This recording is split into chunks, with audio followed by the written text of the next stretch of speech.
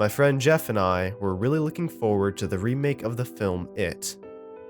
Like a lot of kids, we are fascinated with all things from the 80s. We loved Stranger Things.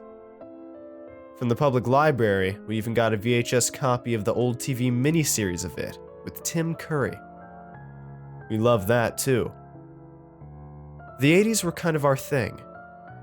Jeff and I were really looking forward to this premiere. But we weren't ready for what happened. Jeff and I live in a small town in the upper Midwest. Way up there, way up north. And like I said, horror movies are just kind of our thing. The day of the big premiere came, and Jeff and I went to our local multiplex.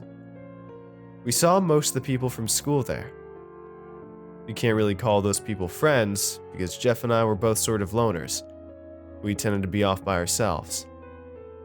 We got to the theater early and got pretty good seats. The place was full of teenagers and college students, so it was a pretty rowdy crowd. Everyone cheered when the lights went down, like you do, so Jeff and I figured we were in for a good time. The vibe in the room was perfect for a horror movie. We sat through the trailers, mostly for other horror movies. Jeff and I spent the whole time making notes, deciding which of them we wanted to see and which to give a pass. Both of us agreed that Saw was totally played out, but we would like to see another Freddy or Jason movie, as long as it didn't look too cheesy. Just before the movie started, we heard some girls giggling and laughing off to the side. Their giggling was really loud, not like movie theater giggling that you kind of half try to suppress. I looked over into the darkness toward the sounds, and I couldn't believe what I saw. There was a man in a clown outfit, holding a balloon, walking down the aisle. It was a helium balloon. It stood straight up on its string. And when the picture on the screen changed to something brighter, you could see the balloon was red. The guy was dressed up like Pennywise, the original Tim Curry Pennywise from the made-for-TV It from the 80s. At first, I thought this was pretty cool. Even though we were a small town, it wasn't unheard of for people to get dressed up for a movie premiere. In fact, when Star Wars Episode 7 came out, a guy brought a full-size R2-D2 model he'd built himself. Radio-controlled, it beeped and booped all over the lobby. So costumes weren't that unusual. But the thing about the guy this night is that he really looked like the clown from It. The girls' giggling stopped abruptly, and then it was like all the air went right out of the theater. The rowdy vibe was gone. The theater had 2 aisles. The clown walked down one aisle, then crossed in front, then walked back up the other. And when he came to the aisle Jeff and I were in, he stopped. And for a moment, kept staring forward, that red balloon hovering up above his head. And I could feel my heart thumping in my chest. And then the clown looked down at me, moving his head really slowly, and he smiled. And that was when I about jumped out of my skin, because not only did this guy have the clown outfit and the makeup and fright wig and everything, he also wore a set of needle-sharp teeth, just like Tim Curry wore in the original film. Hundreds of tiny daggers in his mouth. And he pointed at Jeff and I and laughed. His laugh was a little too loud, like a high-pitched hyena. And then, he kept walking up the aisle. Now I should explain something about Jeff and I. I say we've been friends for a long time, and that's true. We've been friends since we were kids. But recently, in the last year or so, we've been thinking about being more. Both of us are pretty nerdy-looking guys. We've never had any luck with girls, and it just seemed right being with Jeff, spending time with him. Though I was never with Jeff in that way. I think both of us were just too terrified of the idea. Like I said, this was a small town, and everyone's attitude was if you want to be out and proud, that's fine. Just do it someplace else. In fact, the last guy to be openly gay at our high school was dragged behind a snowmobile for 1.5 miles and ended up needing reconstructive surgeries. And the guy who did it only got 6 months plus probation because his uncle was the sheriff. It's that kind of town. Oh, we're in the north. Everyone is supposed to be super liberal, but it's all for show. They'll all say the right things, but at the end of the day, you don't know what they'll do. And that was the thing about this clown. I wasn't ready to be out. Probably wasn't ready to admit it to myself yet.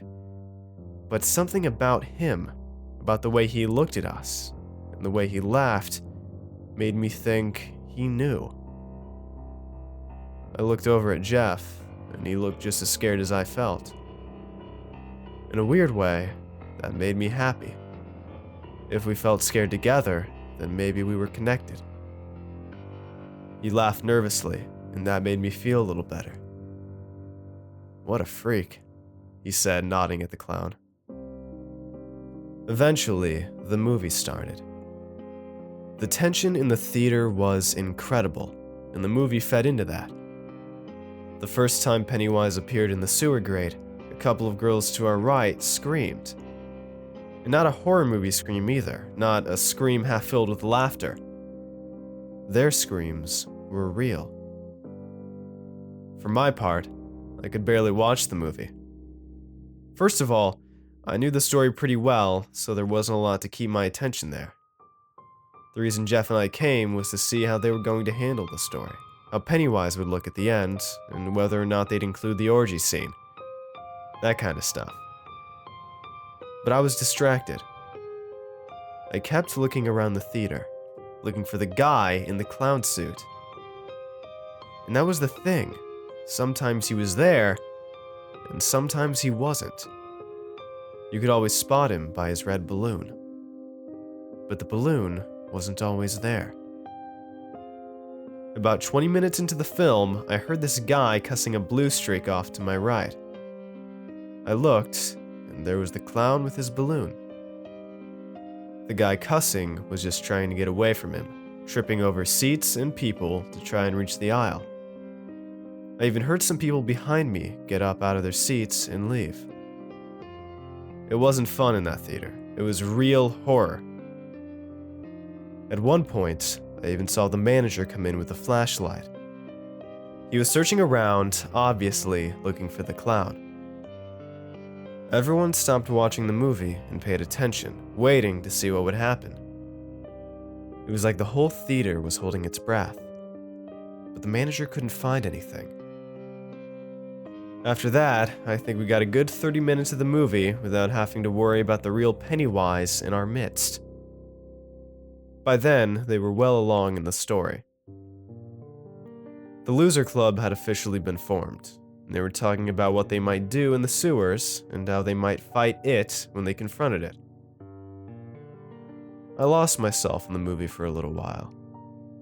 And then I glanced over at Jeff during one of the scenes at the river, a daylight scene where the screen brightly lit the theater. And I saw the clown. He was sitting in our row, just 2 seats beyond Jeff. Now, Jeff had a weird habit. He had a Leatherman tool, one of those Swiss Army pocket knife plier things that he used to fidget with. He'd open and close the blades, click the pliers, all kinds of things. He used to drive people crazy with that thing, and he'd been fidgeting with it in the theater up to this point. And I realized, staring at this clown, that Jeff wasn't fidgeting anymore. And I looked down at my own hands and discovered I was holding the Leatherman tool. I looked up at Jeff. He was just gazing up at the movie screen like you do, and I looked at the clown, and he was looking right at me. A big grin of needle teeth on his face. I looked back at Jeff. Another daylight scene came on the screen, so I could see him clearly. His jaw was slack, His eyes were glazed over. I was just about ready to ask him if he was okay when something hit my eye. I reached up and brushed something wet off my face. Something was in my hand. I held it up to the light, and I saw that it was a chunk of something fleshy, covered in blood. A big wad of pink flesh, pierced and bleeding. That's when I looked at Jeff's chest and screamed. My left hand, not my dominant hand, had the leather tool. The largest pocket knife blade was out, and it was working on Jeff, impossibly fast. My hand was a blur, like it was a visual effect from a movie, 1,000 jerky movements crammed into a single second. I couldn't even tell where my hand stopped and the knife began. And it was stabbing him, practically turning his chest into a hamburger. I was stabbing the boy I thought I loved over and over again, and I had no control over it. At that moment, the screen went dark, and the lights in the theater came up. And all the people around us started screaming and yelling and trying to get away. Reality came crashing down, and I saw my hand holding the knife. Normal now, no special effects. And I saw Jeff, or what was left of Jeff, slumped in the seat next to me. His blood and viscera was spread all around us, 5 or 6 seats in every direction.